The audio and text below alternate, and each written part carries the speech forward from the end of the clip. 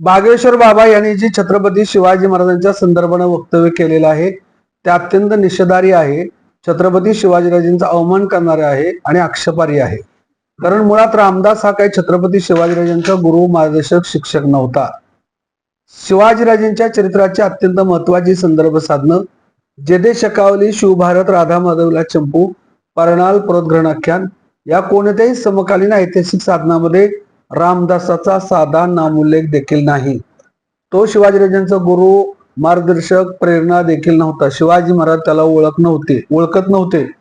एवढंच काय तर रामदास अत्यंत विषमतावादी, जातीयवादी आणि सनातनी विचाराचा होता आणि छत्रपती शिवाजी महाराज समतावादी होते, प्रागतिक विचाराचे होते, स्त्रियांचा आदराने सन्मान करणारे होते.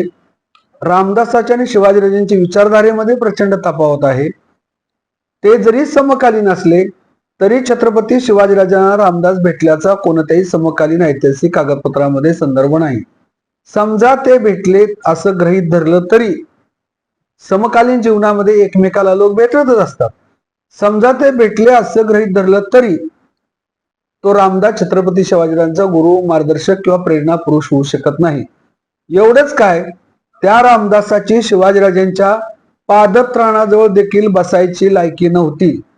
ज्याची शिवाजीराजांच्या पादत्राणाजवळ देखील बसायची लायकी नव्हती अशा रामदासाकडे शिवाजीराजांनी राज्य सोपवलं, तो महाराजांचा गुरु होता असं सांगणं विकृती आहे, नीचपणा आहे, हलकटपणा आहे, आक्षेपार्ह आहे, अनैतिहासिक आहे.